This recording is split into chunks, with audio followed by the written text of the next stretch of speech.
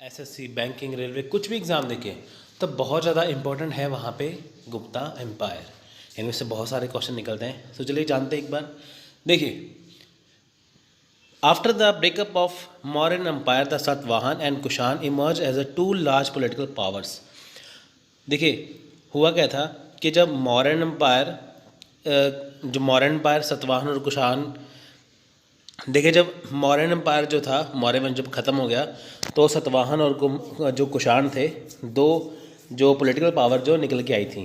ठीक है, आपको पता ही है कि जो सातवाहन वंश था वो मौर्य साम्राज्य जैसा ही था, लेकिन जैसे मौर्य साम्राज्य बहुत ज़्यादा विशाल था उसके जैसा उसके बाद फिर सातवाहन और कुषाण वंश ने राज किया।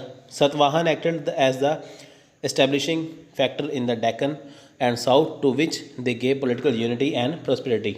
देखिए, जो सातवाहन थे वो कहाँ पे थे? वो डेक्कन एरिया थे, यानी कि साउथ इंडिया में थे। तो इनका सेम जो शासन था वो वैसा ही था जैसे कि मौर्य एम्पायर का था।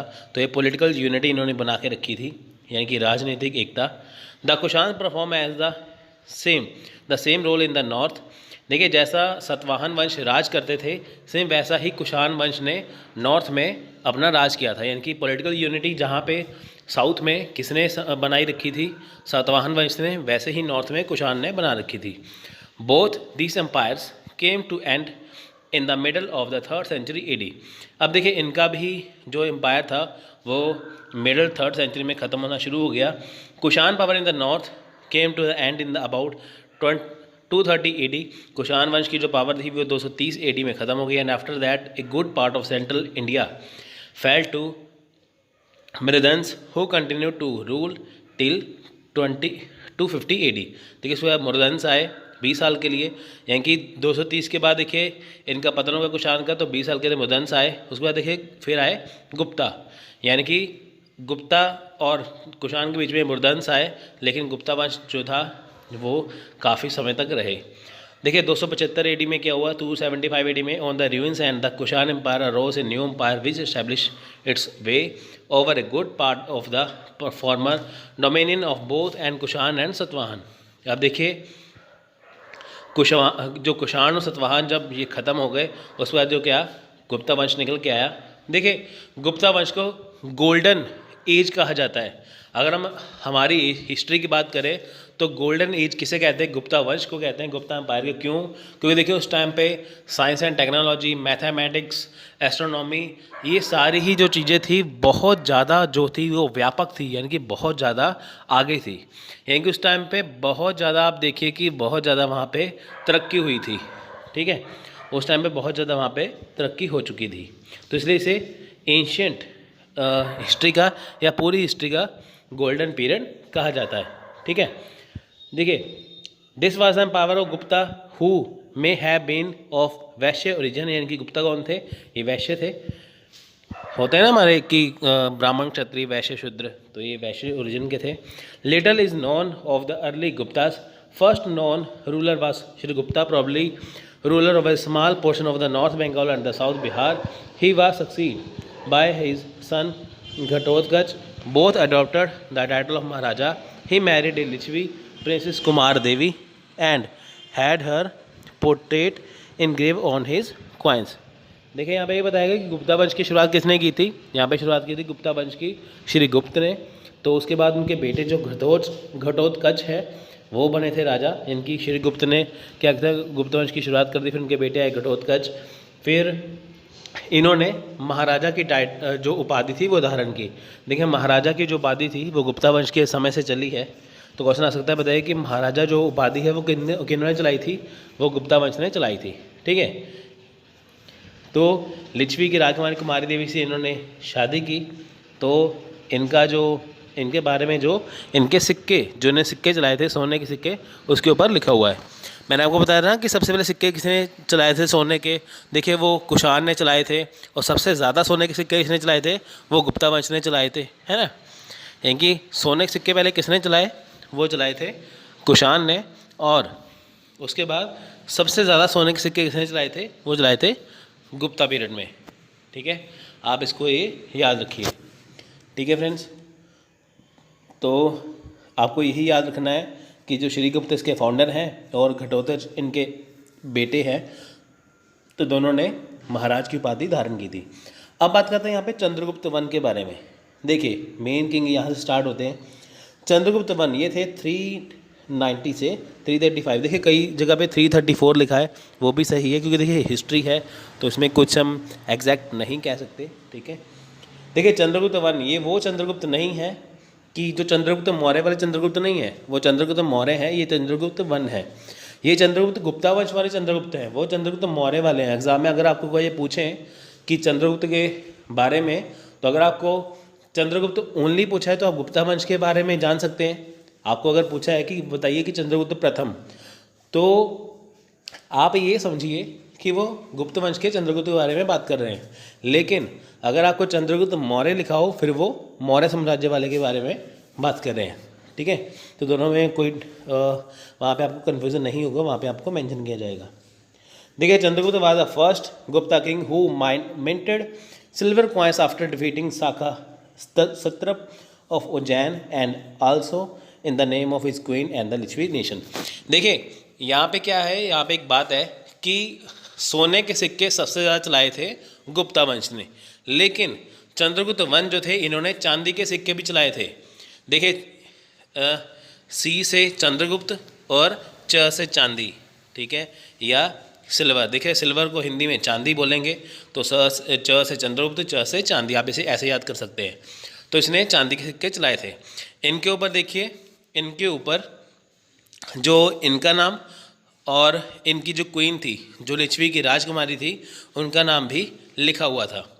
Chandragupta one seems to have a ruler considerable importance because he started Gupta era AD 390-20 which mark the date of his accession। देखिए यहाँ पे ये बात है कि ऐसा माना जाता है कि चंद्रगुप्त जो वन है वो 319 में उनका राज्याभिषेक हुआ था, वो राजगद्दी पर बैठे थे। He emphasized his power and prestige by marrying Kumar Devi, princess of Licchavi nation of Nepal. यानी कि देखिए लिच्छवी की राजकुमारी यानी जो नेपाल की थी, यानी कि लिच्छवी की जो राजकुमारी जो नेपाल की राजकुमारी थी, उनसे इनकी शादी हुई थी। ही क्वायर्ड द टाइटल ऑफ महाराजा अधिराज।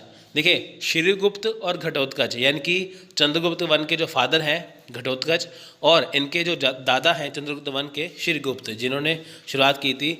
आप देखिए श्रीगुप्त को और घटोत्कच दोनों को कौन सी उपाधि मिली है, महाराज की, लेकिन चंद्रगुप्त वन को कौन सी उपाधि मिली थी, महाराजा धीराज की।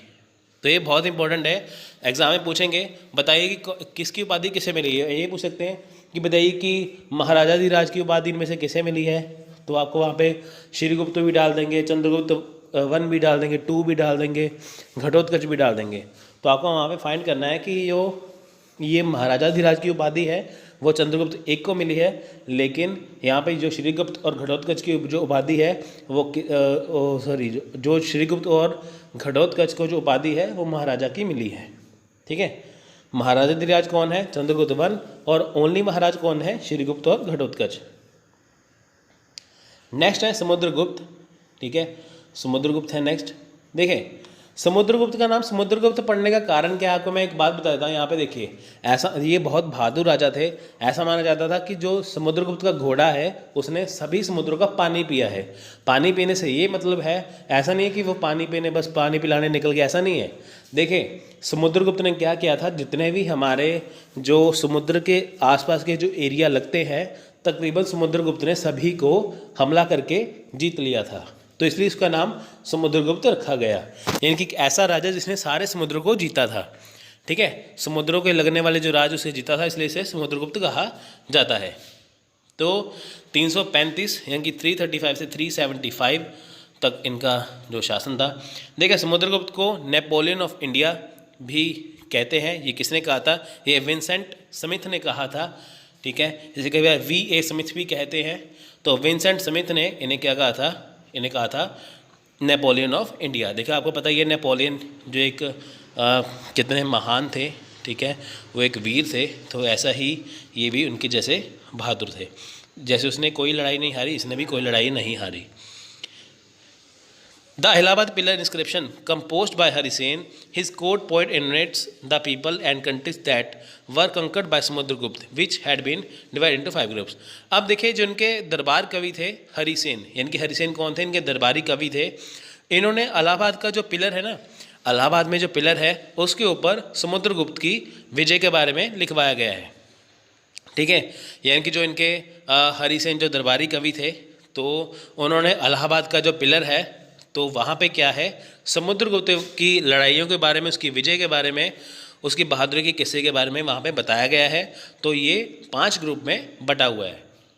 12 kings were defeated in course of Samudragupta Dakshinpath campaign, who reached as far as Kanchi, and Pallav ruler Vishnugupta was compelled to recognize his sovereignty, but he reinstated all 12 kingdom as tributary state. देखिए इन्होंने क्या किया था कि जो 12 राज्य थे, यानी कि जो 12 स्टेट थी समुद्रगुप्त ने, वह दक्षिण की तरफ, यानी कि देखिए साउथ इंडिया की बात करें तो समुद्रगुप्त ने 12 राज्य जीत लिए थे जो समुद्र किनारे लगते थे। तो उनको इसने क्या किया था, अपने कब्जे में नहीं किया था। देखिए दक्षिण बहुत दूर पड़ता है, साउथ बहुत दूर पड़ता है, अगर ये वहाँ पे खुद का राज कर लेते तो अपने राज में ही जा नहीं पाते। इसलिए कि क्या, इन्होंने उसको जीत तो लिया, लेकिन जीतने के बाद जिनका राज था उनको वापस दे दिया, लेकिन उनको अपने अंडर कर लिया, इनकी उनको अपने अधीन कर लिया। यानी कि जैसे 12 राज्यों को जीता, उनको उनका राज्य वापस दिया, तो उनको ये बोला कि आप मुझे टैक्स देते रहिए बस। Virasena was army commander in the famous southern campaign of Samudragupta. देखिए जो वीरसेन है वो इनके बहादुर कमांडर थे, इनके सेनापति थे समुद्रगुप्त के, जिन्होंने साउथ कैंपेन यानी कि जो 12 राज्य जीते थे उनमें इसका साथ दिया था। In Allahabad inscription Samudragupta describe him as the hero of 100 battles. In one of his coins he called himself Lichchhavi दुहित्रा। अब देखिए इलाहाबाद का जो इंस्क्रिप्शन है जहाँ पे हरिसेन ने लिखवाया था, ठीक है, वहाँ पे समुद्रगुप्त ने, देखिए समुद्रगुप्त को हीरो बताया गया है। यानी कि जो हरिसेन ने इलाहाबाद का पिलर लिखा है वहाँ पे समुद्रगुप्त को हीरो बताया गया है, जिसने 100 लड़ाइयाँ जीती थी। ठीक है, तो वाकई जिसने 100 लड़ाई जीती है वो तो हीरो ही है। तो आप ये देख सकते हैं, तो इसने यानी कि एक कॉइन ऐसा भी मिलता है जिसके ऊपर इसे लिच्छवी दुहित्रा कहते हैं। तो क्वेश्चन आ सकता है लिच्छवी दुहित्रा का मतलब देखिए क्या है, डॉटर सन ऑफ लिच्छवी। ठीक है, डॉटर्स सन ऑफ लिच्छवी। ठीक है फ्रेंड्स, तो नेक्स्ट है यानी कि लिच्छवी की राजकुमारी का पुत्र। ठीक है, आप ये देख सकते हैं, क्योंकि देखिए जो लिच्छवी की राजकुमारी थी वो चंद्रगुप्त वन की वाइफ थी, यानी कि इनकी माँ थी समुद्रगुप्त की। ठीक है, तो ये लिच्छवी दुहित्रा लिखा हुआ है, तो आप ये इसका मतलब भी आपको क्वेश्चन में आ सकता है। तो ये भी आ सकता है लिच्छवी दुहित्रा किसके बारे में लिखा है, समुद्रगुप्त के बारे में। ही परफॉर्म अश्वमेध यज्ञ to claim imperial title and struck gold coins of Yupa type of commemorate the occasion। देखिए इन्होंने अश्वमेध यज्ञ करवाया था। देखिए जब मैंने एशियन हिस्ट्री स्टार्टिंग करवाई थी, यहाँ पे मैंने यज्ञ के बारे में करवाया था कि जो अश्वमेध यज्ञ होता है वहाँ पे एक घोड़ा छोड़ दिया जाता है राजा के द्वारा। घोड़ा जहाँ पे रुकता है जाके, तो वो सारी जगह जो है वो राजा की हो जाती है। लेकिन घोड़ा जब रुकता है तो उसके बाद घोड़े की बलि दे दी जाती है, यानी कि जो घोड़ा छोड़ा है तो जहाँ पे घोड़ा जाके रुकेगा फिर उसी घोड़े की बलि दी जाती थी। ठीक है, तो वो होता है अश्वमेध यज्ञ। He maintain the tradition of religious toleration, granted permission to Bodh Gaya king of साइलॉन। अब देखिए श्रीलंका, यहाँ पे साइलॉन जो लिखा है ना, सिलोन, यहाँ पे लिखा है सिलोन। ठीक है, ये लिखा है सिलोन, CYLON, सिलोन। सिलोन जो है वह है आज का श्रीलंका, यानी कि श्रीलंका का पहले नाम क्या था, सिलोन नाम था। अब देखिए इन्होंने क्या किया था समुद्रगुप्त ने यहाँ पे देखिए एक अच्छी बात यहाँ पे बहुत बढ़िया यहाँ पे कहा था। यहाँ पे देखिए समुद्रगुप्त ने ये कहा था कि जो सिलोन यानी कि जो राजा है वहाँ के श्रीलंका के, इन्होंने इनको अनुमति दी थी, यानी कि परमिशन दी थी कि जो बोध गया है वहाँ पे आके ये वहाँ पे कुछ मूर्ति वगैरह बना सके। ठीक है, यानी कि समुद्रगुप्त ने देखिए कि जो राजा थे श्रीलंका के, उनको आज्ञा दी थी, परमिशन दी थी कि आप आइए आके यहाँ पे जो है वो रिलीजियस टॉलरेशन कर सकें, यानी कि जो बौद्ध है उनके वहाँ पे कुछ मूर्ति अगर बनानी है तो वो वहाँ पे बना सके। ठीक है, तो एक क्वेश्चन आ सकता है कि किन्होंने ये परमिशन दी थी। ठीक है फ्रेंड्स, तो ये बहुत ज़्यादा इंपॉर्टेंट है, एग्ज़ाम में कई बार देखिए क्वेश्चन पूछा भी जाता है, तो आप इसे ज़रूर करके जाइएगा क्योंकि बहुत ज़्यादा इम्पोर्टेंट है। ठीक है फ्रेंड्स, तो उसके बाद देखिए यहाँ पे बात करते हैं मेघवर्मन। देखिए ये राजा थे श्रीलंका के Meghavarman. To built a monastery at Bodh Gaya, so he was called अनुकंपव। ठीक है, अब देखिए जो मैंने आपको बताया ना, जैसे श्रीलंका के राजा थे मेघवर्मन, ठीक है, उन्होंने बोध गया में आके जो था मोनेस्ट्री बनाई जिसे नाम दिया गया अनुकंपव। ठीक है, तो देखिए ऐसे ही कुछ चीज़ें हैं, ये एग्ज़ाम में पूछ लेते हैं, जिसे मैंने हाईलाइट कर रखा है, आप इसे देख सकते हैं, ये बहुत ज़्यादा इम्पॉर्टेंट है। ठीक है फ्रेंड्स, क्योंकि देखिए अगर आप इसे अच्छे से करेंगे तो आपका एग्ज़ाम अच्छे से आसानी से हो जाएगा। तो चलिए आगे करते हैं। इसके बाद नेक्स्ट है, he was a great patron of art, adopt the title of kavi raja, poets like Harisena and Vasubandhu adorned his court on some gold coin he was show playing the वीणा। अब देखिए ये देखिए ये आर्ट के यानी कि कला के ये बहुत ज़्यादा मतलब कि प्रशंसक थे। ठीक है, ये बहुत पसंद करते थे कला को, तो इनको टाइटल को मिला था कविराज का। देखो क्वेश्चन आ सकता है कि कविराज की उपाधि किसे दी गई है, वो दी गई है समुद्रगुप्त को। देखिए घटोत्कच और उनके जो फादर हैं श्रीगुप्त, उनको मिली थी महाराज की उपाधि, महाराजाधिराज की उपाधि दी थी चंद्रगुप्त को। अब उनके जो बेटे हैं समुद्रगुप्त, उनको कौन सी उपाधि मिली है, कविराज की। तो बहुत ज़्यादा इंपॉर्टेंट है उपाधि, जो टाइटल है एग्जाम में डेफिनेट पूछते ही हैं। अब हरिसेन जो वासुबंधु हैं, इनके दरबार में जो कवि थे। अब देखिए कि कुछ ऐसे गोल्ड कॉइन हैं, कुछ ऐसे सोने के सिक्के हैं जहाँ पे समुद्रगुप्त को वीणा पकड़े हुए दिखाया गया है। तो इसका ये मतलब है कि वो वीणा भी बजाने का शौक रखते थे। On one of the coins Samudragupta is represented as playing flute. अब देखिए कुछ कॉइन्स पर वो फ्लूट बजाते हैं, तो इससे पता चलता है कि वो कभी फ्लूट बजा रहे हैं, कभी वो वहाँ पे वीणा बजा रहे हैं, कभी कुछ कर रहे हैं, तो वो कला प्रेमी हैं, यानी कि उनको आर्ट पसंद है। He also patronise the Buddhist scholar Vasubandhu and study Buddhism under him. अब देखिए जो बुद्धिस्ट स्कॉलर हैं जो वासुबंधु, ठीक है, इन्होंने इनके अंडर रह के जो बुद्धिज्म को सीखा था। Though a follower of the Brahmanical religion and follower of Vasudeva, he was tolerant towards other faith. He received a missionary from the ruler Meghvarman of Sri Lanka, seeking his permission to build a Buddhist temple at Gaya, which he granted। अब देखिए जैसे मैंने ऊपर बताया कि जो श्रीलंका के राजा थे मेघवर्मन, तो इनको ने परमिशन दी थी कि वो बौद्ध मंदिर में, इनकी बौद्ध गया जो मंदिर है वहाँ पे आकर अगर कुछ धार्मिक चीज़ें करना चाहते हैं तो वो कर सकते हैं। ठीक है, जिन्होंने वहाँ पे मोनेस्ट्री बनाई थी, एक छोटा सा मंदिर बनाया था वहाँ पे अलग से, तो ये इन्होंने परमिशन दी थी। ये क्वेश्चन बहुत ज़्यादा इंपॉर्टेंट है, आपको एग्ज़ाम में पूछ सकते हैं आराम से, तो ये आना बहुत ज़रूरी है। देखिए 2 बार तो मैंने यहाँ पे लिख दिया है, तो इसका मतलब है कि बहुत ज़्यादा इंपॉर्टेंट है, आप देख ही सकते हैं। ठीक है फ्रेंड्स, तो चलिए देखते हैं यहाँ पे आगे। नेक्स्ट है चंद्रगुप्त 2। अब देखिए यहाँ पे मैंने आपको पहले ही बताया कि जहाँ पे लिखा हो चंद्रगुप्त 1 चंद्रगुप्त 2, तो ये मतलब क्या है। ठीक है, ये मतलब क्या है यहाँ पे। ठीक है, यहाँ पे ये मतलब है, ये हिस्टोरियन जो है इन्होंने यहाँ पे 1 2 लिखा है। ये ऐसा नहीं है कि वो राजा अपने बेटे का नाम 1 रख रहे हैं 2 रख रहे हैं, ऐसा नहीं है। यहाँ पे क्या है कि वो जो चंद्रगुप्त 2 है 1 है, ये हिस्टोरियन जो इतिहासकार हैं उन्होंने आपकी सहूलियत के हिसाब से बनाया। मान लीजिए कि यहाँ पे चंद्रगुप्त हो 1 2 कुछ हो ही ना, है ना, तो आपको कन्फ्यूज़न हो जाएंगे ना, अभी तो हमने ऊपर पढ़ा है ये कैसे आ गया, इसलिए उन्होंने 1 2 का नाम दिया है। ठीक है फ्रेंड्स, तो चलिए करते हैं नेक्स्ट। देखिए समुद्रगुप्त के बाद को देखिए Samudragupta was succeed by Ramagupta but Chandragupta 2 killed him and married his queen Dhruva Devi. अब देखें यहाँ पे ये माना जाता है कि जो चंद्रगुप्त द्वितीय थे, यानी कि जो चंद्रगुप्त 2 थे, वो बैठे समुद्रगुप्त के बाद राजगद्दी पर, लेकिन इससे पहले इनके जो बड़े भाई थे जिनका नाम था रामगुप्त, वो बैठे थे राजगद्दी पे। अब हुआ यूँ था कि जो रामगुप्त थे, ठीक है, जो रामगुप्त थे वो इतने अच्छे नहीं थे, लेकिन ऐसा था कि जो ऐसा माना जाता है कि जो रामगुप्त है वो अपनी पत्नी ध्रुव देवी, ठीक है, जिन्होंने देखिए चंद्रगुप्त 2 ने जिनसे शादी की थी ध्रुव देवी से, ये इनके बड़े भाई की पत्नी थी, लेकिन इन्होंने अपने बड़े भाई को मार डाला। क्यों?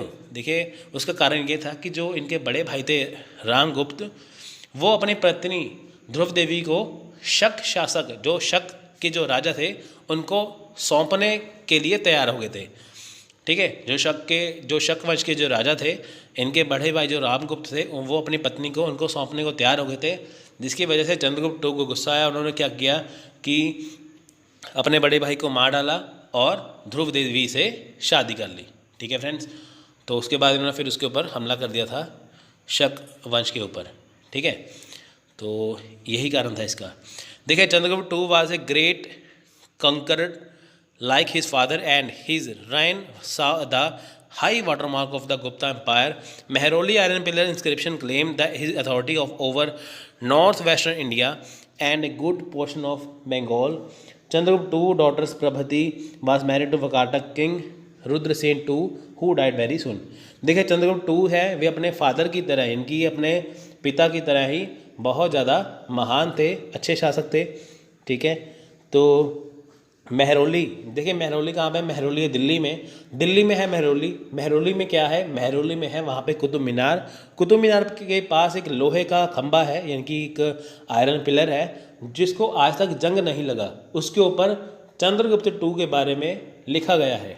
ठीक है, तो क्वेश्चन आ सकता है, बताइए कि जो दिल्ली का महरौली है वहाँ पे किस राजा के बारे में, जो आयरन पिलर है वहाँ पे किस राजा के बारे में लिखा है? वो है चंद्रगुप्त टू।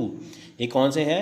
ये गुप्ता वंश के राजा हैं। ठीक है, तो इनकी जो बेटी थी जिनका नाम था प्रभावती, इनकी मैरिज हुई थी वकाटक के राजा रुद्रसेन टू के साथ, जो रुद्रसेन वन के जो बेटे थे, लेकिन उनकी बहुत जल्दी मृत्यु हो गई थी या मौत हो गई थी। The sea borne trade with Europe brought Chandragupta II in close contact with Europe through Egypt. Chandragupta is represented as killing a lion on his coins. Unlike his father, he show a killing a tiger. देखिए, चंद्रगुप्त जो to थे, इनका समुद्री रास्ते के जरिए देखिए व्यापार था। ये बहुत ज़्यादा इनका क्लोज कांटेक्ट था यूरोप के साथ, यानी कि यूरोप से व्यापार करते थे, समुद्री रास्ते के जरिए व्यापार होता था। देखिए, कुछ सिक्कों के ऊपर इनकी फ़ोटो बनी हुई है, जिसके ऊपर ये शेर को मार रहे हैं, इनका शिकार कर रहे हैं शेर को। तो ऐसे ही इनके फादर ने भी शेर को मारा था, तो वैसे इनकी फ़ोटो भी इनके कॉइन पर लगी हुई है।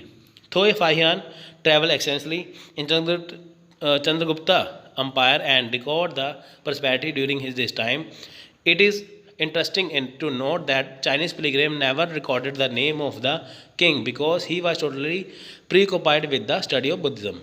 देखिए, यहाँ पे क्या है कि जो फाहियान थे वो चंद्रगुप्त टू के टाइम पे यहाँ पे इंडिया आए थे। वो क्यों आए थे यहाँ पे? कि ताकि जो बुद्धिज़्म है उसकी स्टडी की जा सके। ठीक है फ्रेंड्स, तो उन्होंने देखिए जो फाहियान थे, उन्होंने चंद्रगुप्त टू का वहाँ पे नाम लिखा ही नहीं है। क्यों? क्योंकि वो अपने बुद्धिज़्म की स्टडी में बहुत ज़्यादा बिजी हो गए थे। देखिए, Chandragupta two Vikramaditya was the first among the kings, Gupta kings, to issue gold coin. देखिए, जो चंद्रगुप्त टू हैं, इनको विक्रमादित्य की उपाधि मिली हुई है। ठीक है, ये पहले ऐसे शासक थे जिन्होंने गोल्ड कॉइन को चलाया था। मैंने आपको देखिए स्टार्टिंग में बताया ना कि सबसे ज़्यादा सोने के सिक्के किसने चलाए थे। देखिए, सबसे पहले सोने के सिक्के किसने चलाए थे? कुषाण ने। सबसे ज़्यादा सोने के सिक्के किसने चलाए थे? वो चलाए थे गुप्ता वंश ने। अब गुप्ता वंश में सोने के सिक्के चलाने किसने शुरू किए थे? वो किए थे चंद्रगुप्त टू ने। देखिए, जो चंद्रगुप्त वन थे, यानी कि जो चंद्रगुप्त वन थे, जो चंद्रगुप्त टू के जो दादा थे, ठीक है, उन्होंने चांदी के सिक्के चलाए थे, लेकिन इन्होंने सोने के सिक्के चलाए थे। तो आपको ये ध्यान रखना होगा कि चांदी के सिक्के किसने चलाए थे, सोने के किसने चलाए हैं। ठीक है, these coin were modeled on the silver coin issue by the Saka of western and central India. Virasena Udayagiri cave inscription refer to his conquest of the whole world. देखिए, जो वीर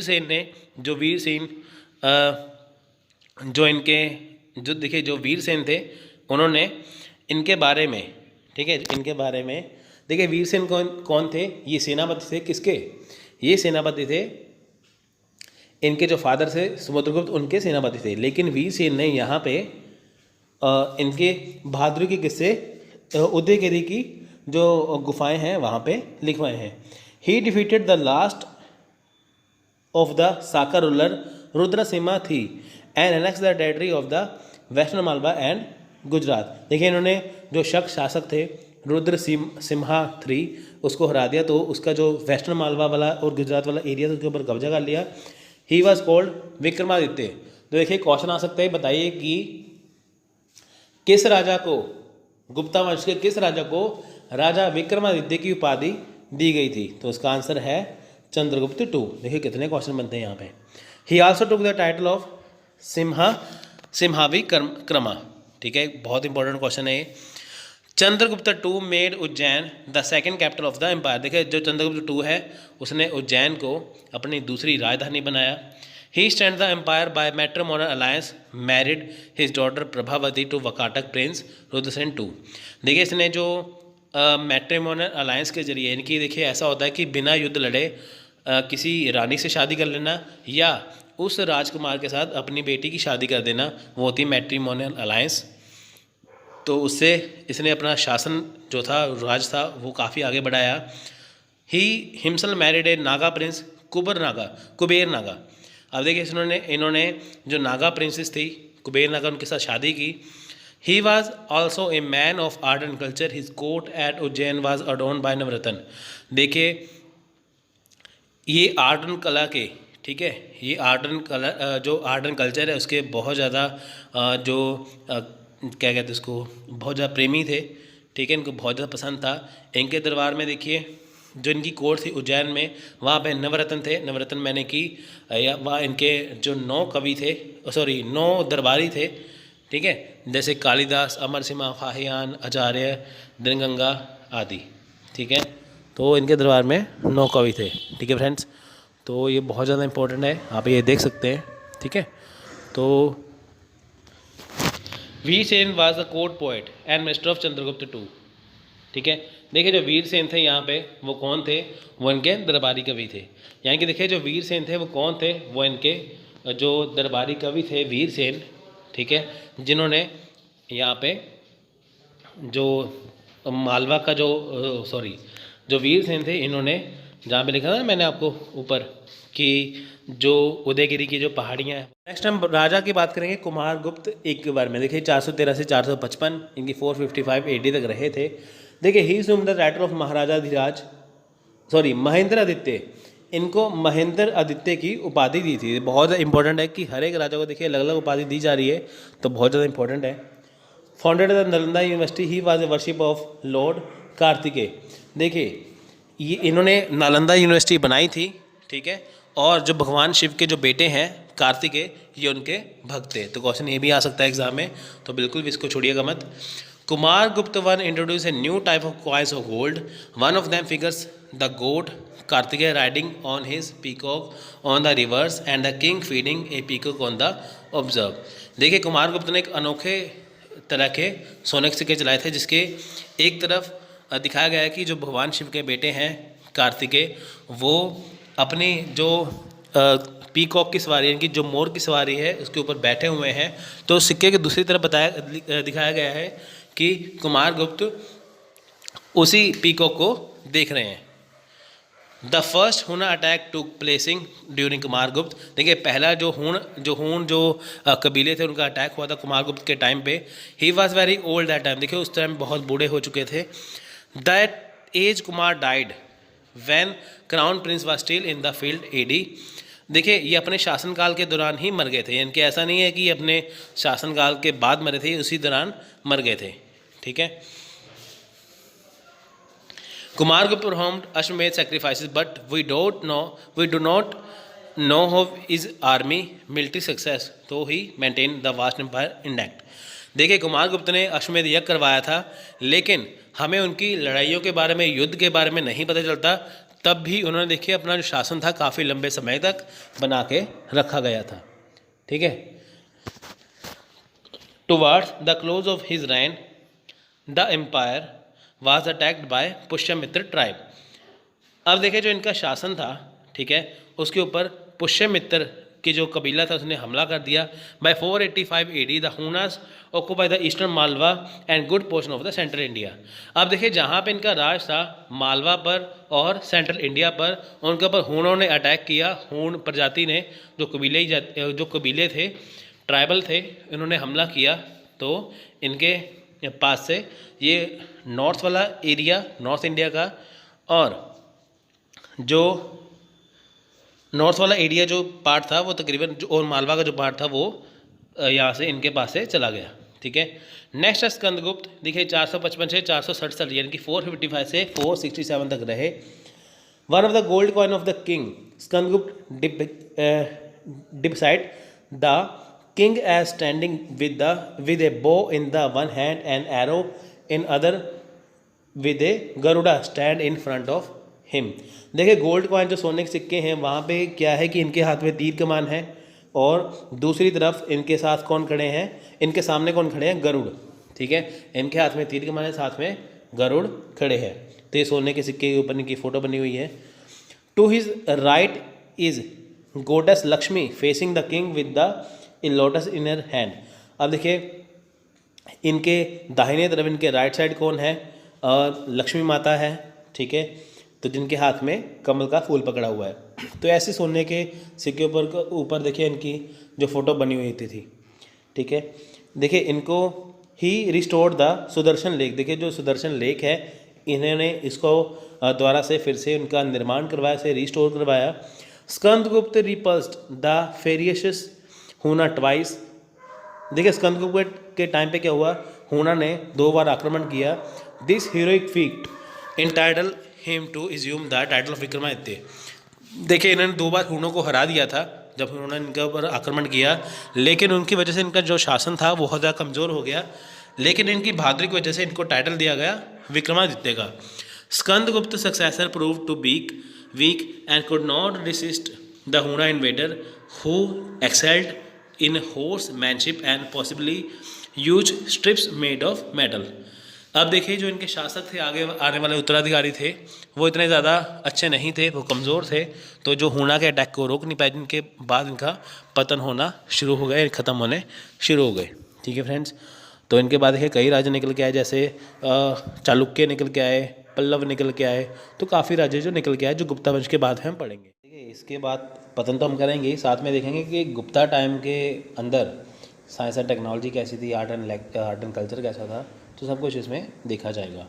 तो चलिए देखते हैं।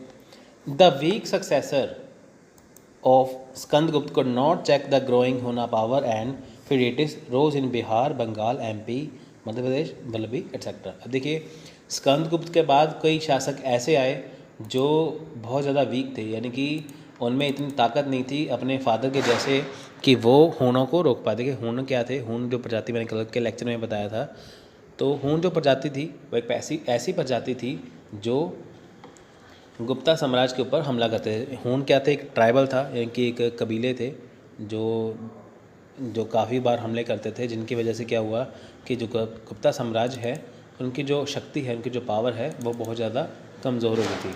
तो जिसके बार बार हमला करने के कारण गुप्ता साम्राज्य में जब स्कंदगुप्त की जब मौत हो जाती है, तो उनके बाद जब आगे उत्तराधिकारी आते हैं तो वो इतने ज़्यादा पावरफुल नहीं थे।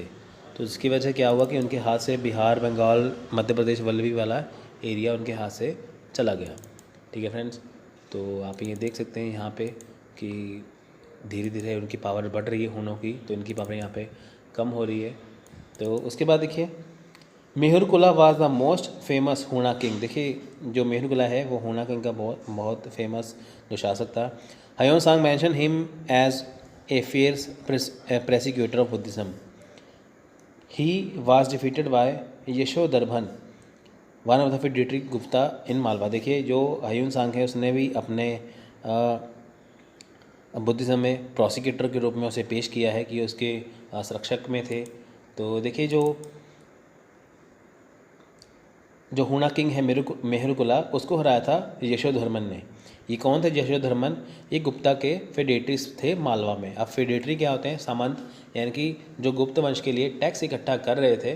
ठीक है, तो ये वो थे, यानी कि गुप्ता वंश के लिए टैक्स इकट्ठा करने वाले ये वो थे। ठीक है फ्रेंड्स, तो इसने यशोधर्मन ने इसे हरा दिया था मेहुरकुला को। ठीक है, तो उसके बाद देखिए लेटर गुप्ता और Magadha establish the power in Bihar alongside them the Maukharis rose to power in Bihar and UP with the capital of Kannauj the Maitrakas of Vallabhi establish their authority in Gujarat and western Malwa. अब देखिए लेटर गुप्ता यानी कि जो गुप्ता वंश के बाद है, तो जो राजा आए थे मगध, जो गुप्ता वंश के बाद जो राजा आए थे उन्होंने अपनी जो पावर है वो बिहार तक तो फैलाई थी, साथ में बिहार के अलावा यूपी है, कन्नौज है, वहाँ तक अपनी पावर को फैला लिया था। क्योंकि देखिए गुप्ता साम्राज्य इतना कमज़ोर हो गया था, जिसका फ़ायदा बाकी लेटर गुप्ता ने जो बाद में आए थे उन्होंने उठाया। ठीक है, तो in north India the Pushyabhuti of Thaneshwar establish in the power in Haryana and they gradually move to Kannauj. अब देखिए जो पुष्यभूति फैमिली है, तो जिसके आगे जाके जब हर्षवर्धन का जब टाइम आता है, ठीक है, पुष्यभूति फैमिली से बिलोंग करते थे वो। तो देखिए नॉर्थ की साइड था क्या था, पुष्यभूति फैमिली ने अपना जो हक जमा लिया था, क्योंकि उनको पता है कि गुप्ता वंश के राजा है तो इतने ज़्यादा जो पावरफुल नहीं है। ठीक है, पुष्यभूति ने क्या किया, देखिए थानेश्वर वाला जो एरिया है वो पुष्यभूति की राजधानी थी, यानी कि जो पुष्यभूति वाला जो एरिया है वो जो थानेश्वर वाला जो एरिया है वो उनकी राजधानी बन गई। ठीक है, पुष्यभूति के जो देखिए हेड थे प्रभाकर वर्धन, ठीक है, तो जिन्हें भटकम महाधिराज की उपाधि मिली थी, तो उन्होंने इसे आगे चलाया। ठीक है, तो ये बात आप देख सकते हैं। द गुप्ता स्टेट में have found it difficult to maintain a large professional army on account of growing practice of land grant of religious and other purpose which was bound to reduce their revenue. Their income may have further been affected by the decline of foreign trade. अब देखिए जो गुप्ता है, गुप्ता को देखिए कि जो गुप्त वंश है, देखिए आगे जान के इनको बहुत ज़्यादा प्रॉब्लम आई कि अपनी जो उनकी आर्मी है उनको और ज़्यादा ग्रो कर सके, क्योंकि देखिए इनको बहुत ज़्यादा पैसे की ज़रूरत थी अपनी जो आर्मी को बनाए रखने के लिए। और उसके अलावा देखिए कि जो रिलीजियस जो अदर पर्पस है उनके लिए इनके पास जो लैंड ग्रांट थी, जो लैंड ग्रांट आती थी वो भी नहीं बची थी, तो इनकी पावर कैसे बढ़ पाती है ना। तो इनका धीरे धीरे क्या हो रहा था, जो रेवेन्यू था, जो इनकी इनकम थी वो बहुत धीरे धीरे कम होने लगी थी। दूसरी बात ये थी, एक तो इनको इनकम नहीं हो रही थी, दूसरी तरफ इनका व्यापार भी, इनकी ट्रेड भी बंद हो गया था, तो जिससे क्या हुआ, इनका पतन होना शुरू हो गया।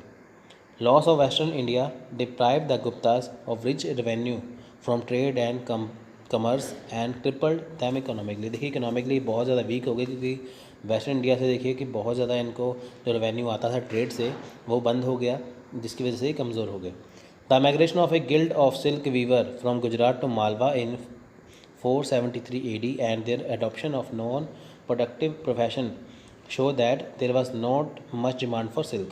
अब देखिए जो सिल्क वीवर थे, इनकी सिल्क के जो जुलाहे थे, जो सिल्क बनाते थे, वो गुजरात से मालवा की तरफ जो शिफ्ट हो गए थे, क्योंकि उन्होंने देखिए कि इतनी ज़्यादा जो सिल्क की डिमांड तब नहीं रही थी, उनका व्यापार कम हो गया, तो वहाँ से वो शिफ्ट हो गए। Decline of trade led to decay of towns.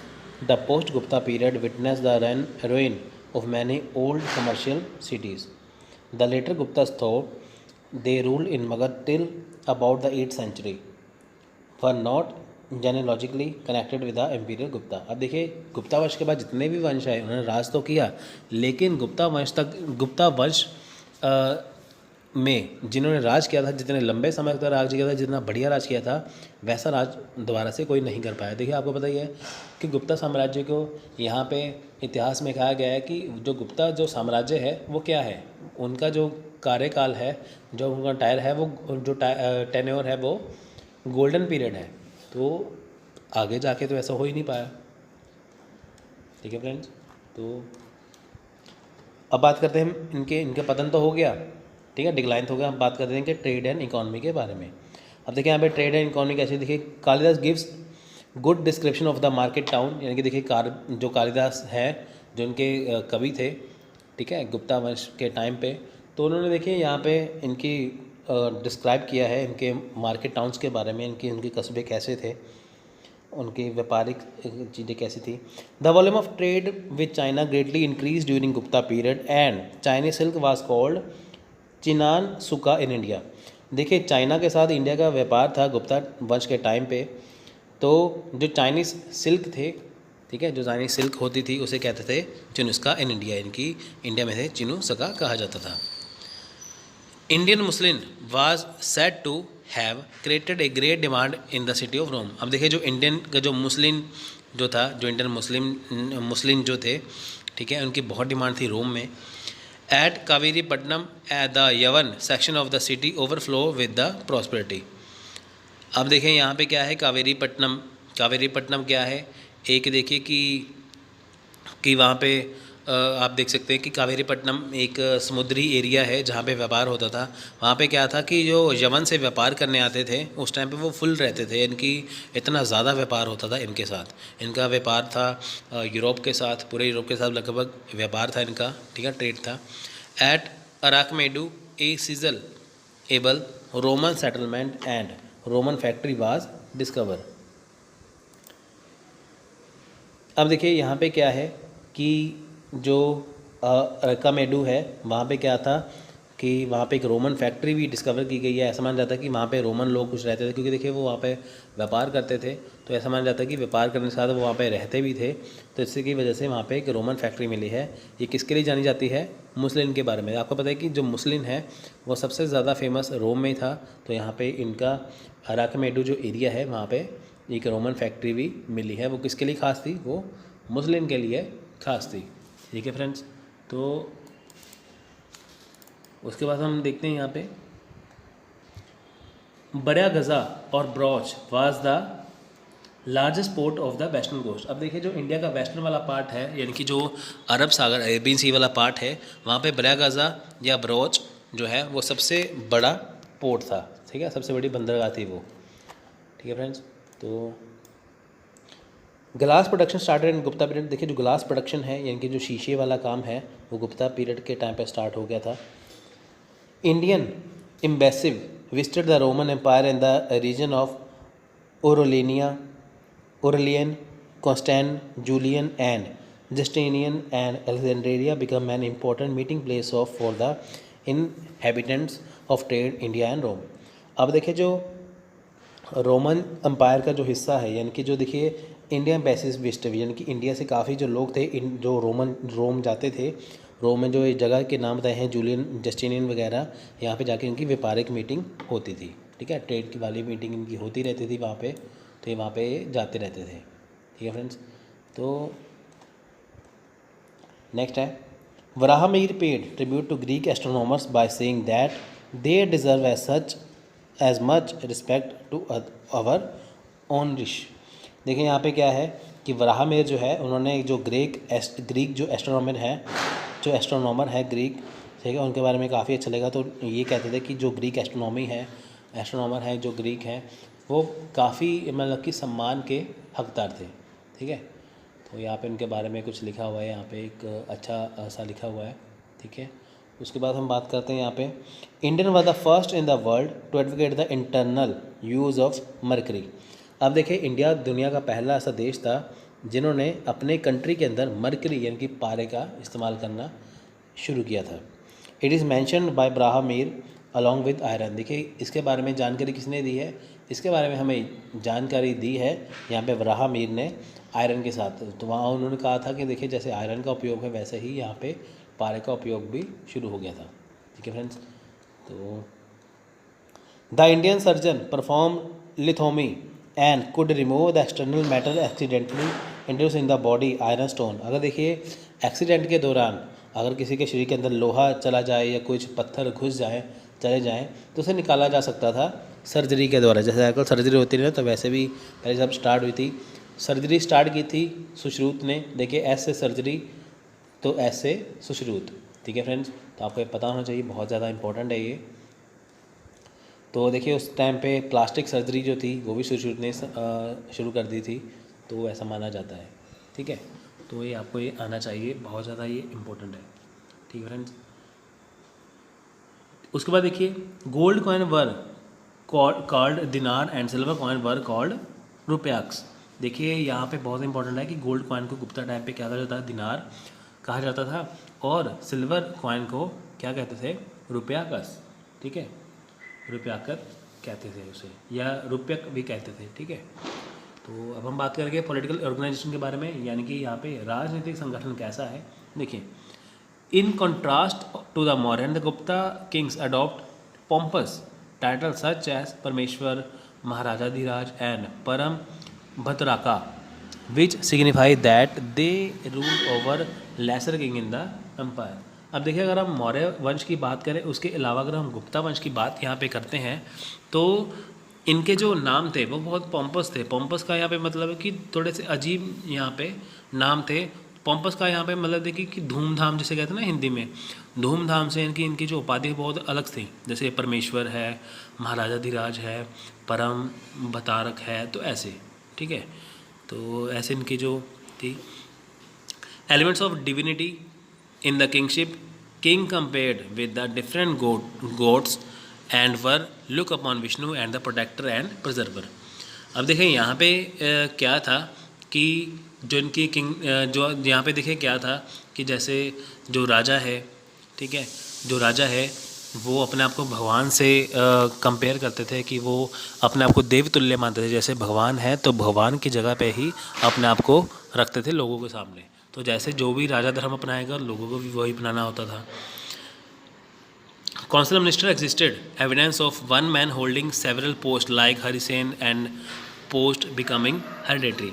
अब देखिए यहाँ पे क्या है कि जो मंत्री परिषद था उस टाइम पे भी था, इनकी काउंसिलर मिनिस्टर उस टाइम पे थी, तो एक मिनिस्टर को काफ़ी जो पोस्ट वो संभालनी पड़ती थी। जैसे हरिसेन है, उसने काफ़ी पोस्ट को संभाला था, ठीक है। तो उसके बाद the most important officer were Kumaramatya. The empire was divide into bhukti place under the charge of an Uparika. अब देखें जो इनके जो ऑफिसर थे इनके, उनका नाम था, वो थे कुमार मात्य, ठीक है, जिनका एम्पायर था वो छोटे छोटे भागों में बटा हुआ था जिसे भुक्ति कहा जाता है, ठीक है। Bhukti were divided into district placed under the charge of Vishayapati. अब देखिए जो भुक्ति है तो उसे जो भुक्ति है वो आगे डिस्ट्रिक्ट में डिवाइड, देखिए यहाँ पे जैसे भुक्ति है वो किसी के अंडर था, उपारिका के अंदर, भुक्ति आगे डिस्ट्रिक्ट में डिवाइड हो रही है, तो इसे कहते हैं विषयपति। यहाँ पे एक भुक्ति आप एक स्टेट को मान सकते हैं, ठीक है। भुक्ति का जो हेड है वो उपारिका है और भुक्ति के जो डिस्ट्रिक्ट है उसके जो हेड है वो है विषयपति। अब देखिए आगे जो सब डिस्ट्रिक्ट है, यानी कि डिस्ट्रिक्ट के अभी जो सब डिस्ट्रिक्ट है तो उसे कहते थे peth, PETH peth, and the village were under Gramika. इनकी जो उसके हेड थे वो थे महातर या Gramika. The Gupta did not maintain a vast bureaucracy like that of the Maurya. Kumaramatya were the most important officer who were appointed by the king in the home provinces. अब देखिए गुप्ता वंश जो था वो मौर्य वंश की तरह इतना अपना राज्य की जो ब्यूरोक्रेसी है वो उसे संभाल नहीं सकते थे, इसके लिए उन्होंने कुमार मात्य रखे थे जो उनके शासन को अच्छी तरह से संभालते थे। Chariot receded into the background and the cavalry came to the forefront. In judicial system for the first time the civil criminal laws were clearly defined in the and the democratic। देखिए यहाँ पे क्या है, जो रथ है इनकी जो चैरिट्स हैं, ठीक है, जो चैरिट हैं इनके बैकग्राउंड पे बने होते थे। जैसे कि आप ये यहाँ पे देख सकते हैं कि जो रथ है, ठीक है, वो उनके टाइम पे थे। घुड़सवार सेना भी उनकी थी, इनके उनके टाइम पे क्या था कि राजा रथ का इस्तेमाल करते थे, घुड़सवार सेना भी थी उस टाइम पे। जो उनका जुडिशियल सिस्टम था, ठीक है, वहाँ पे क्या था कि पहली बार जो उनके जो नागरिक हैं और जो उनके जो सिविलियन हैं, इनके जो उनके जो रहने वाले जो नागरिक हैं वो, और जो अपराध यानी कि कोई भी अगर क्रिमिनल ऑफेंस होता है उसके लिए जो कानून थे उसको स्पष्ट रूप से वहाँ पे लिखा गया था। इनकी ऐसा है कि अगर जैसे लिखा है ना यहाँ पे हमारे कॉन्स्टिट्यूशन में, अगर कोई ये कुछ गलत काम करे तो उसको ये सजा होगी, तो वैसे ही यहाँ पे उसके लिए स्पष्ट रूप से साफ साफ लिखा हुआ था। यहाँ पे लिखा है the most salient feature of the Guptas rule in the personal liberty. The people were left largely to follow their own ideas and pursue their own intention. अब देखिए यहाँ पे क्या है कि गुप्ता साम्राज्य की सबसे बड़ी विशेषता क्या थी, यहाँ पे सबसे बड़ा डिवाइन क्या था कि वहाँ पे क्या था, व्यक्तिगत स्वतंत्रता थी। यानी कि वहाँ पे क्या था कि वहाँ पे पर्सनल लिबर्टी बहुत ज़्यादा थी, बढ़िया थी। लोगों को देखिए कि बड़े पैमाने पर, यानी कि अगर हम लार्ज स्केल की बात करें कि लोगों को अपना विचार जो रखने का इतना नहीं था, ठीक है, ऐसा नहीं था कि लोगों से मिलना पड़ेगा तो लार्ज स्तर पर, लार्ज लेवल पे अपने आइडिया रखने पड़ेंगे, तो ऐसा नहीं था। The Vakataka empire in the Deccan was more centralized and united than the Satavahan, though the Vakataks continued the same administrative system and the practice as it was during the Satavahan। देखिए जो वकाटक जो एम्पायर है डेक्कन में, वो ज़्यादा सेंट्रलाइज था सतवाहन से, ठीक है। उसके बाद जो उनका सेम एडमिनिस्ट्रेटिव सिस्टम था सतवाहन की तरह। इनके जो वकाटक थे उनका एडमिनिस्ट्रेटिव सिस्टम किसकी तरह था? सतवाहन की तरह। सतवाहन का किसकी तरह था? जो मौर्य वंश की तरह, ठीक है। इन the Gupta period land tax increased in number and also on trade and commerce. A large part of the empire was administered by feudatories, many of whom had been subjected by Samudragupta. अब देखिए जो गुप्ता टाइम पे जो land tax था वो काफ़ी ज़्यादा मात्रा में था, व्यापार बहुत अच्छा था, इनकी इनकम बहुत अच्छी थी, क्योंकि देखिए इनके जो फेडरेटरीज थे, इनके सामान थे, इनके जो इनका टैक्स इकट्ठा करते थे फेडरेटरी, वो बहुत जगह फैले हुए थे। तो जिसे समुद्रगुप्त ने सभी जगह फैलाया था। आप देखिए कि समुद्रगुप्त ने लगभग सभी जो समुद्र वाले एरिया है उसको जीत लिया था, तो वहाँ पे अपने फेडरेटरी बना दिए थे, जिसकी वजह से उसको टैक्स मिलना स्टार्ट हो गया था। The second important feudal development in the administration was the grant of physical and administrative concession to the priest and administrator. Salary was not paid in cash. यहाँ पे देखिए कि जो प्रीस्ट थे, जो एडमिनिस्ट्रेटर थे, वो सबसे ऊँचे थे और सैलरी इनको पेड में कैश में नहीं दी जाती। देखिए जो कैश सैलरी है वो खिलजी वंश के टाइम पे आई थी, जो हम मेडिवल हिस्ट्री में पढ़ेंगे। यहाँ पे अब तक देखिए कि कैश जो था वो सैलरी नहीं दी जा रही है। Religious functionaries were granted land called agrahara free tax of for ever and they were authorise to collect them peasant all tax which could have otherwise gone to the emperor. यहाँ पे देखिए कि क्या था कि जो धार्मिक पदाधिकारी थे, इनकी जो धार्मिक जो काम करते रहते थे, उनको देखिए कि जो भूमि जो थी, जो जगह थी, वो उनको फ्री में दी जाती थी, यानी कि उनके ऊपर कोई टैक्स नहीं लगता था, जिसे अग्राहा कहते हैं।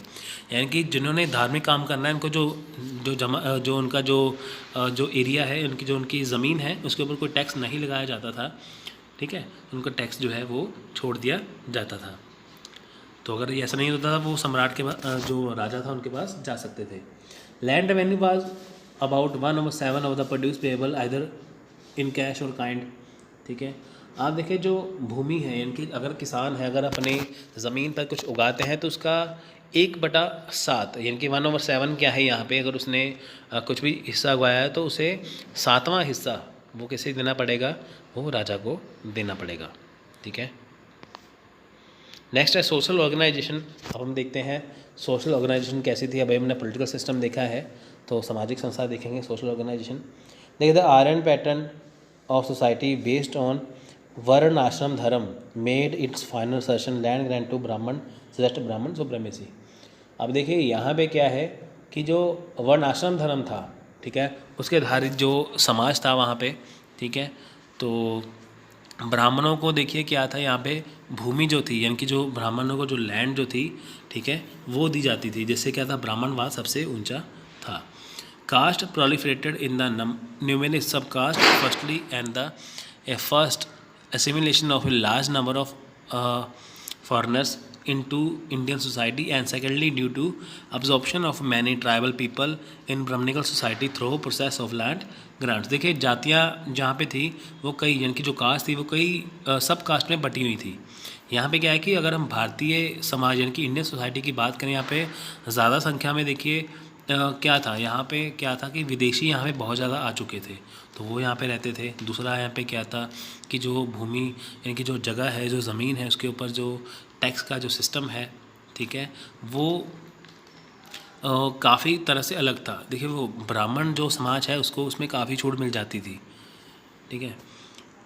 तो man were idolized in literature, mother goddess were worshipped, but in reality they were accorded lower position where pre-puberty marriage, denial of education, treated as an item of property, etc. So they were allowed to listen and the epics and the Puran and the like the Shudras। अब देखिए हालांकि यहाँ पे ये माना जाता है कि जो औरत की देवी माँ की पूजा होती थी, औरत की पूजा होती थी, लिटरेचर काफ़ी अच्छा था, लेकिन अगर हम वास्तव में बात करें, लेकिन रियलिटी की बात करें तो ऐसा कुछ नहीं था। वहाँ पे क्या था कि पहले ही शादी कर दी जाती थी लड़कियों की उम्र से पहले, और किसी को एजुकेशन इतनी अच्छी नहीं मिलती थी वहाँ पे, ठीक है। अगर हम वहाँ पे अगर हम बात करें तो उनको एक जो प्रॉपर्टी यानी कि संपत्ति के समान उनको वहाँ पे समझा जाता था। ठीक है, जो शूद्रों की तरह ही, यानी कि जो उनका जो था महाकाव्य है, पुराने हैं, तो उनको अनुमति थी, यानी कि उनको महाकाव्य जो पुराण है, जैसे शूद्र हैं उनको सुनने की अनुमति थी, वैसा ही उनको सुनने की अनुमति थी, तो कुछ भी और काम करने की अनुमति नहीं थी। ठीक है, द पोजीशन ऑफ द शूद्र somewhat improve but number of untouchability and the practice of untouchability increase। देखिए शूद्रों की यहाँ पे स्थिति में कुछ सुधार तो हुआ, लेकिन यहाँ पे अनटचबिलिटी ख़त्म नहीं हुई। The first example of Sati come from Iran of 510 AD। Sati system was very rare in the Gupta period, almost the only recorded instance in the age being that the Gop Raja wife 510 AD came to light from Iran। अब देखिए जो मध्य प्रदेश का जो area है एरन, वहाँ पे क्या है कि सती जो प्रथा है वहाँ का एक पहला उदाहरण मिला। अब देखिए वहाँ पे क्या था, जो गोप होते थे जिनके अंदर काफ़ी ज़मीन होती थी, अगर वो मर गया तो उसकी जो पत्नी है, गोप राजा की जो पत्नी है, उसने क्या किया कि मध्य प्रदेश की एरन में वहाँ पे अपने आप को जला लिया, सती कर लिया। तो हालांकि ऐसा नहीं है कि गुप्ता पीरियड में सती प्रथा थी, तो ये एक जगह देखने को मिली थी। The Vakataka period concise with the more creative period of Mahayana Buddhism. देखिए जो वकाटक टाइम है, वो जो बुद्धिज्म का जो पीरियड है ना, वो जो महायान का, उसमें बहुत ज़्यादा फेमस है। ठीक है, तो Nagarjuna establish the Shunyavada philosophy। he infused a new life to Buddhism and helped the eventual development of the Advaita school in the Hindu Vedanta। It is very likely that Kalidas lived for some time in the Vakatak court as part of the Meghdut, must have been compared there। Patanjali tells us the maid servant and the Shudra woman were meant for satisfying the pleasure of upper class। अब देखिए यहाँ पे कुछ ऐसी बातें देखने को मिली हैं जिसके बारे में आपको मैं बताता हूँ। यहाँ पे देखिए, यहाँ पे क्या था, यहाँ पे ऐसा माना जाता है कि उस टाइम पे देखिए कि अगर हम बात करें नागार्जुन की, नागार्जुन देखिए शून्यवाद दर्शन की स्थापना की। ठीक है, शून्यवाद यहाँ पे दर्शन की स्थापना की, यानी कि ज़ीरो दर्शन की स्थापना की। तो उसने यहाँ पे ये बताया कि उसने ये बताया कि बौद्ध धर्म में एक नए जीवन का प्रसार किया। यहाँ पे देखिए कि यहाँ पे ये बताया कि बौद्ध धर्म को मानिए, वहाँ पे नए धर्म, एक नया रास्ता देखने को मिलेगा। ठीक है, यहाँ पे ये बताया गया है। तो बहुत सारी देखिए कि अगर बातें यहाँ पे देखने को मिलती है। अगर हम बात करें यहाँ पे कालिदास की, ठीक है, अगर हम बात करें यहाँ पे कालिदास की, तो कालिदास देखिए कुछ समय तक वकाटक दरबार में भी रहे थे। यानी कि जो वकाटक साम्राज्य था, कालिदास वहाँ पे भी रहे थे। जो उनकी मेघदूत जो हिस्सा है, जो किताब है उनकी मेघदूत रचना है, उसमें लिखा गया है कि कालिदास वहाँ पे रहे थे। देखिए यहाँ पे पतंजलि जो ऋषि हैं वो हमें बताते हैं कि जो घर में जो महिलाएँ जो नौकरानी होती थी, जो शूद्र होती थी, जो मेड सर्वेंट होती थी, उनको अपर क्लास जो है उनको सेटिस्फाई करने के लिए रखा जाता था। तो आप देख सकते हैं कि सामाजिक जो संस्था थी वो कैसी थी। कहते तो हैं कि लेडीज़ को पूछते हैं, लेकिन ऐसा वास्तव में वहाँ पे था नहीं, रियलिटी कुछ और ही थी। ठीक है, तो अब हम बात करेंगे यहाँ पे रिलीजन की, यानी कि धर्म की। देखिए many legal text books were written during this period such as Bhagavad Gita, Yajnavalkya, ठीक है, या इसे याज्ञवल्क्य भी कहते हैं, स्मृति, नारद समिति और बृहस्पति समिति आदि। ठीक है, तो ये देखिए रिलीजियस टेक्स्ट टाइम पे। Hinduism acquired the present shape Brahma Vishnu Mahesh Mahesh the supreme deity. देखिए हमारे कहते हैं ना कि 3 देवता हैं, ब्रह्मा विष्णु महेश। ठीक है, महेश मतलब कि भगवान शिव। ठीक है, एक जो इंसान को जो दुनिया में लाते हैं, जो उनकी किस्मत होती है। ठीक है, एक जो होते हैं, ठीक है, ब्रह्मा क्या है, इंसान का कर्म लिखने वाले, वो है ब्रह्मा। किस्मत क्या है, विष्णु। और काल क्या है, उनकी मौत क्या है, भगवान शिव। तो ये ऐसा माना जाता है। तो देखिए devotional Hinduism god perfection and Bhagavatism become more popular centre around the worship of Vishnu और Bhagavata. History was presented as a cycle of 10 incarnation of Vishnu. अब देखिए यहाँ पे क्या था, जो हिंदू धर्म था वहाँ पे देखिए कि भक्ति भाव बहुत ज़्यादा आए थे। वहाँ पे क्या है कि विष्णु के जो 10 अवतार हैं, कि जैसे दशावतार भी कहते हैं, ठीक है, वो भी यहाँ पे हमें देखने को मिलते हैं, ठीक है। उसके बाद theory of karma and idea of bhakti and ahimsa become the foundation of Bhaktivism. Idol worship in the temple become a common feature. देखिए यहाँ पे क्या था, मंदिरों में क्या था, यहाँ पे जो पूजा जो होने लगी थी टेम्पल में, आइडल वर्शिप इनकी मूर्ति पूजा होने लगी थी, और जो कर्म का जो थ्योरी सिद्धांत है, ठीक है, वो भक्ति को दर्शाता है, यानी कि जो कर्म का सिद्धांत है वो भक्ति और अहिंसा को दर्शाता है। Concept of incarnation of avatar of Vishnu preach various female deities as Durga, Amba, Kali, Chandi etcetera came to regarded as a mother goddess. देखिए यहाँ पे क्या था, विष्णु के अवतार की जैसे पूजा तो होती थी, लेकिन साथ में देखिए जो मदर गॉडेस की पूजा भी होती थी, जैसे कहते हैं दुर्गा, अम्बा, काली, ठीक है, चंडी, तो ये जो थी वो मदर गॉडेस की फॉर्म्स थी। 4 ends of life were emanated dharma, artha, kama, moksha. देखिए यहाँ पे क्या है, धर्म, अर्थ, काम, मोक्ष क्या है, ठीक है। यहाँ पे धर्म, अर्थ, जो काम, मोक्ष, यानी कि जो जीवन के जो 4 अर्ध सत्य हैं, ठीक है, वो यहाँ पे बताए गए हैं, तो जिनके लिए जो व्यक्ति है वो काम में लगता है। देखिए यहाँ पे क्या है, जीवन के 4 छोर हैं, या जीवन के 4 हम अर्ध सत्य बताते हैं, जैसे धर्म, अर्थ, काम, मोक्ष क्या है। धर्म क्या है, धर्म अपना अपनाना। अर्थ क्या है कि पैसा कमाना, ठीक है, और काम क्या है जैसे कि अपना वैवाहिक जीवन बिताना, और मोक्ष क्या है, मुक्ति प्राप्त करना। तो ये जीवन के 4 सत्य हैं हर एक इंसान के। फर्स्ट 3 कलेक्टिवली कॉल्ड त्रिवर्गा, जो पहले 3 हैं धर्म, अर्थ और काम, ये है त्रिवर्ग, और 6 schools of philosophy were perfected.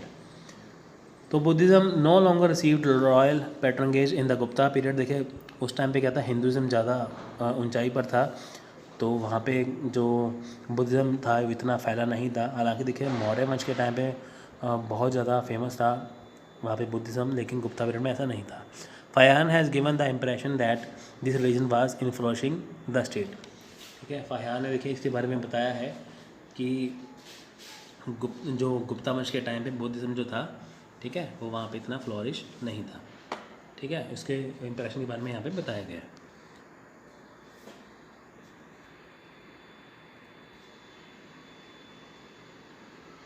तो नेक्स्ट हम बात देखें, अच्छा यहाँ पे रह गया, हाँ।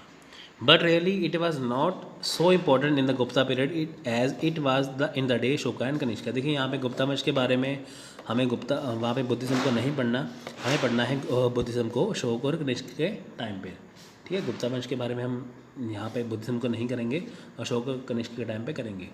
कनिष्क के टाइम पे लास्ट बुद्धिस्ट काउंसिल हुई थी ना, इसलिए। देखिए नेक्स्ट है साइंस एंड टेक्नोलॉजी, विज्ञान और टेक्निक। देखिए Gupta period is unparalleled for its achievement in the field of mathematics and astronomy. देखिए उस टाइम पे क्या था कि जो मैथमेटिक्स की जो फील्ड थी, एस्ट्रोनॉमी की फील्ड थी, काफ़ी ऊंचाई पर थी, ठीक है। उस टाइम पे ज़ीरो की खोज हो चुकी थी। एस्ट्रोनॉमी जो थी, यानी कि जो ग्रह जो चाल है उसके बारे में पता लगाया जा चुका था। Brahmagupta in the 7th century developed rules for operating with the zero and negative quantities. He began to apply algebra to astronomical problems. He wrote ब्रह्मस्पतिक सिद्धांत in the which he hinted the law of the gravitation. देखिए जो ब्रह्मगुप्त थे उन्होंने यहाँ पे zero rule, यहाँ पे क्या था 7th सेंचुरी में उसने ज़ीरो नेगेटिविटी जो नेगेटिव क्वांटिटी को बताया था। देखिए यहाँ पे उन्होंने ये बताया था। देखिए यहाँ पे जो होती है ना एस्ट्रोनॉमिकल जो प्रॉब्लम्स होती हैं, जैसे हमें देखना हो कि ब्रह्मांड से जो कितनी दूरी है, कितनी ग्रह की या कुछ भी है, अगर हम कुछ भी यहाँ पे बात करते हैं जो वहाँ पे अपने ब्रह्मांड के बारे में, एस्ट्रोनॉमी के बारे में, तो उसकी जो प्रॉब्लम्स थी उसको डिफ़ाइन किया था ब्रह्मगुप्त ने कि क्या क्या प्रॉब्लम आ रही है, ठीक है। तो उसने यहाँ पे हिंट दिया था ग्रेविटेशन का, कि यानी कि देखिए कि जो ग्रह है वो आपस में हवा में लटके हुए हैं, किसकी वजह से हैं, वो ग्रेविटेशन की वजह से हैं। Prominent astronomers were Aryabhat and Brahamir. Aryabhat was the first astronomer who wrote Aryabhatium, found the cause of lunar and solar eclipse, calculated the circumference of the earth in the सूर्य सिद्धांत which is still at almost correct। देखिए यहाँ पे वराहमिर और आर्यभट्ट, ये 2 astronomer ऐसे थे, ठीक है, जिन्होंने इसके बारे में काफ़ी कुछ लिखा। देखिए जो आर्यभट्ट थे, इन्होंने सबसे पहले आर्यभट्टियम लिखी बुक, काफ़ी फेमस है। तो इसमें इन्होंने ये बताया कि जो सूर्य ग्रहण है या जो चंद्र ग्रहण है वो कैसे लगता है, धरती जो है वो कैसे सूर्य के चारों ओर, जो सूरज के चारों ओर चक्कर लगाती है तो वो कैसे लगाती है, कितनी देर में लगाती है, तो उसने इसमें बताया था। ठीक है, ये आज भी करेक्ट मान जाता है। देखिए बाहर कितने पटाखे चल रहे हैं, दिवाली का टाइम है। तो देखिए Aryabhatta describe the value of first 9 numbers of the use of zero in Aryabhattiyam. देखिए जो आर्यभट्ट ने उसने पहले जो 9 नंबर है उसके बाद जो ज़ीरो है उसको बताया है। ठीक है, आर्यभट्टम पुस्तक में, आर्यभट्टम बुक में इसने 9 नंबर के साथ ज़ीरो का भी इस्तेमाल किया है। He also calculated the value of pi and invented algebra. देखिए इसने ही जो पाई की वैल्यू है, जो होता है ना पाई आर स्केयर वगैरह, ठीक है, पाई की वैल्यू होती है वैसे 22/7। ठीक है, तो ये किसने की थी, ये भी आर्यभट्ट ने की थी। और अलजेब्रा है ये भी इसने इन्वेंट किया था, यानी कि पाई, अलजेब्रा और ज़ीरो किसने खोज की थी, यहाँ पे खोज की थी यहाँ पे आर्यभट्ट ने। He was first to reveal that the sun is stationary and earth revolve around it.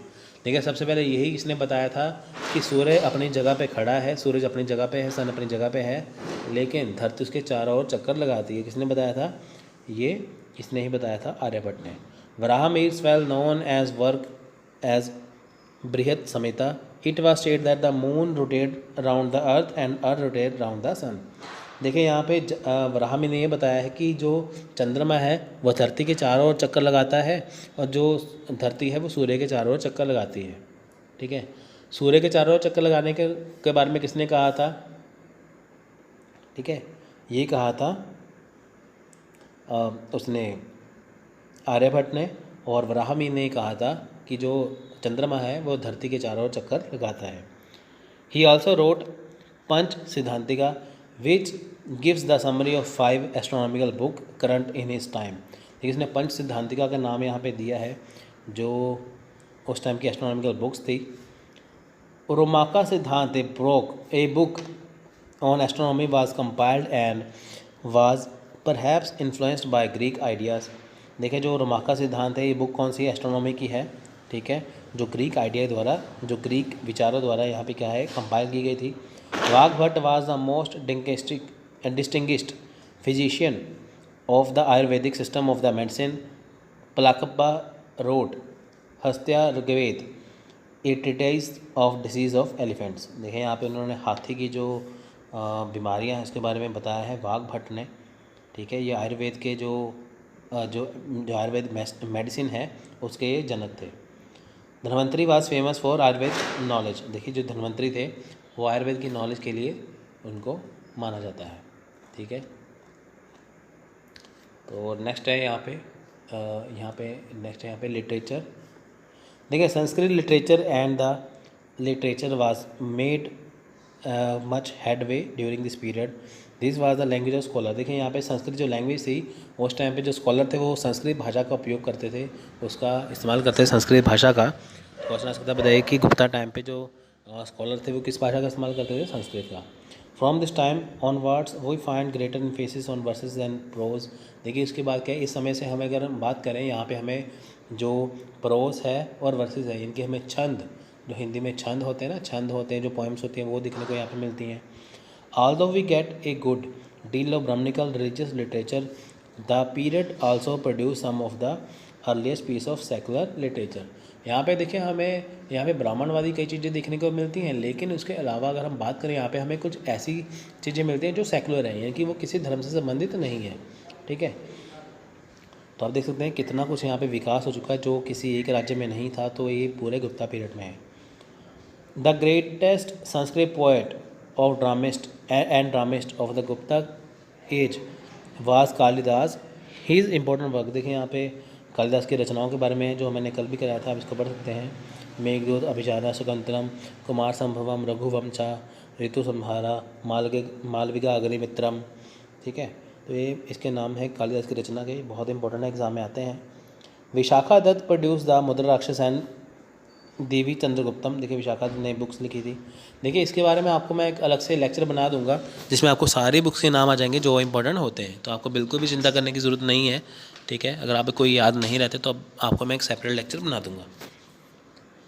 Apart from Kalidasa other were Sudraka who authorise Mrichchhakatikam Bharavi wrote Kiratarjuniya. देखिए यहाँ पे इनके नाम ही है कि किसने क्या क्या लिखा था, ठीक है। हम सीधे ही यहाँ पे अमर सिम्हा ने अमरकोश लिखा था, तो आप इसको अच्छे से करिए, ठीक है। तो इसके बारे में आपको मैं अलग से लेक्चर बना दूंगा। नेक्स्ट है आर्ट एंड आर्किटेक्चर, ठीक है। देखिए कला साहित्य क्या है यहाँ पे, the Gupta craftsman distinguish themselves by their work in iron and bronze, several bronze images of the Buddha were produce. देखिए यहाँ पे क्या है कि जो गुप्त वंश के जो कारीगर थे वो अपने काम में देखिए कि लोहे के लिए और जो ब्रॉन्ज थे उसके लिए अपनी अलग उन्होंने पहचान बनाई। इनकी उन्होंने देखिए कि लोहे का और कांसे का इस्तेमाल करते थे अपने कला में।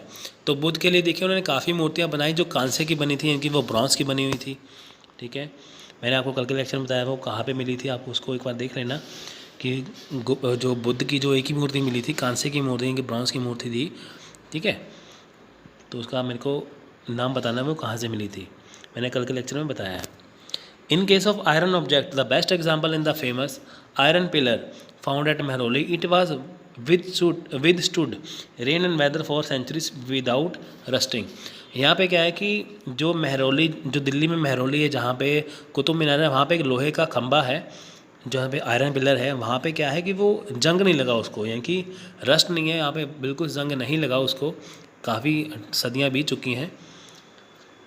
This period marks the beginning of the temple architecture. यहाँ पे देखें गुप्ता वंश के टाइम से टेम्पल आर्किटेक्चर की शुरुआत होती है। क्वेश्चन आ सकते हैं, बताइए कि टेम्पल आर्किटेक्चर कब बना था, इनकी मंदिर बनाने की शुरुआत कब हुई थी, वो थी गुप्ता वंश के टाइम पे। तो शुरुआत में देखिए मंदिर कुछ इतने खास नहीं थे, तो धीरे धीरे करके तो मंदिर काफ़ी जो है बढ़िया बनने लग गए थे। दसवतारा मंदिर, Dashavatara temple at Deogarh in Jhansi in the finest गैर temple with a low and squat shikhara above. देखें यहाँ पे दसवतारा या दशावतार जो टेम्पल है, जो दशावतार जो मंदिर है देवगढ़ में, ठीक है। देवगढ़ कहाँ है, झांसी में, झांसी का है उत्तर प्रदेश में। वहाँ पे क्या है कि एक परफेक्ट एग्जांपल है गुप्ता वंश के मंदिर की, जो बिल्कुल स्क्वायर है, इनकी चौरस है, चौकोर है। द टेम्पल एट भीतर गाँव near Kanpur is made of brick. देखिए जो भीतर गाँव जो टेम्पल है, जो मंदिर है कानपुर में है, वो ईंटों का बना हुआ है। Phenomenal development in sculpture representation of the divinities at its best example is provided by the stone sculpture और नारायण फ्रॉम दशावतार टेम्पल देवगढ़। देखिए बेस्ट एग्जाम्पल है जो दशावतार टेम्पल की, ठीक है। तो कुछ ऐसी चीज़ें हैं जो इनको बेस्ट बनाती हैं। तो उसके बाद देखिए metal sculpture of a high degree is testified by the over 2 metre high bronze image of Buddha recovered from Sultanganj near Bhagalpur. अब देखिए यहाँ पे क्या है कि काफ़ी चीज़ें अनोखी यहाँ पे आपको देखने को मिलेगी। देखिए यहाँ पे क्या है कि भागलपुर के पास जो सुल्तानगंज है, वहाँ से देखिए एक बुद्ध की मूर्ति प्राप्त हुई है, ठीक है। बुद्ध की वहाँ पे देखिए एक मूर्ति प्राप्त हुई है, तो जो किसकी बनी है वो यहाँ पे, हाँ ठीक है, वो किसकी बनी है, ब्रॉन्ज की। यानी कि भागलपुर के पास जो सुल्तानगंज है वहाँ से देखिए बुद्ध की एक ब्रॉन्ज की मूर्ति मिली है। तो जो किसको कवर करती थी, रिकवर किसको करती थी, सुल्तानगंज के पास, ठीक है। इनकी सिंपल सी बात देखिए कि मेटल, यानी कि आपको यहाँ पे ये पढ़ना है कि एक बुद्ध की मूर्ति थी जो ब्रॉन्ज की थी, वो कहाँ से मिली है, सुल्तानगंज, वहाँ कहाँ पे है, भागलपुर में। Gupta stone sculpture art was related to Mathura school. देखिए गुप्ता जो स्टोन स्कल्पचर था वो मथुरा स्कूल था। देखिए मथुरा और स्कूल ऑफ आर्ट था जहाँ पे लाल कलर के पत्थर से मूर्तियाँ बनाते थे बुद्ध की, और गंधार स्कूल ऑफ आर्ट था, यहाँ पे वाइट मार्बल का इस्तेमाल, वाइट पत्थर का इस्तेमाल होता था। लेकिन यहाँ पे गुप्ता टाइम पे क्या है, तो मथुरा स्कूल ऑफ आर्ट का इस्तेमाल होता है। Painting reach its zenith with regard to aesthetic and technical standard as is furnished by the Ajanta paintings. अब देखिए यहाँ पे क्या है कि जो अगर हम बात करें चित्रकला की यानी कि पेंटिंग्स की, तो उसमें भी बहुत ज़्यादा ब्यूटीनेस थी, काफ़ी टेक्निक्स थी वहाँ पे, ठीक है। जिसे आप अजंता की जो पेंटिंग्स है उसमें देख सकते हैं कि उस टाइम पे जो पेंटिंग्स थी कितनी अच्छी थी। Their themes were borrowed from Jataka stories, previous incarnation of Buddha and the from other secular sources, dying princess, mother and child. अब देखिए जो पेंटिंग्स के जो सब्जेक्ट थे, जो विषय थे पेंटिंग के, ठीक है, वो कहाँ से लिए गए थे? वो लिए थे जातक कथाओं से, जतका टेल्स, जतका स्टोरी से लिए गए थे, जिसमें क्या है कि वहाँ पे आपको डाइंग प्रिंसेस की है और जो एक मदर एंड चाइल्ड की वहाँ पे आपको फ़ोटो मिल जाएगी, ठीक है, जो क्या है कि वो सेकुलर जो दिखाते हैं, वो किसी यानी कि धर्म से संबंधित नहीं है, कोई रिलीजियस मैटर नहीं है, वो क्या है? Secular. Buddha sitting in the dharma chakra mudra belongs to Sarnath and Buddha image of Bamiyan Afghanistan belongs to Gupta period. देखिए जो गौतम बुद्ध है वो धर्म चक्र परिवर्तन यानी कि जो अपना जो पहला जो यहाँ पे जो प्रवचन दे रहे हैं उसके बारे में जो मूर्ति बनी है, ठीक है, तो वो हमें गुप्ता वंश के टाइम पे मिलती है। हालांकि देखिए वो गंधार स्कूल ऑफ जो आर्ट है वहाँ के टाइम की है वो, ठीक है। तो आप ये कह सकते हैं देखिए कि जो धर्म चक्र परिवर्तन वाली जो मूर्ति है वो हमें कहाँ से मिली है? वो हमें गुप्ता वंश के टाइम से मिलती है। ऐसे ही क्वेश्चन आते हैं एग्जाम में। Images of Vishnu, Shiva and some other Hindu god feature for the first time in this period. देखिए जो विष्णु, शिव और जो अदर हिंदू गॉडेस हैं उनकी जो मूर्तियाँ भी थी वो भी इनके टाइम पे मशहूर हुई थी, फेमस हुई थी। The Ajanta painters excelled in the depiction of human and animal figure. अब देखिए जो अजंता के जो पेंटर्स हैं, जो चित्रकार हैं, उन्होंने जो इंसान है उसकी और जानवरों की जो है उसकी फ़ोटोज़ काफ़ी वहाँ पे बनाई हुई हैं, यानी कि उन्होंने इंसान जानवर की वहाँ पे पेंटिंग्स बना रखी हैं। तो फ्रेंड्स ये था आज का लेक्चर। तो इसे लेक्चर को अगर अच्छा लगा तो लाइक और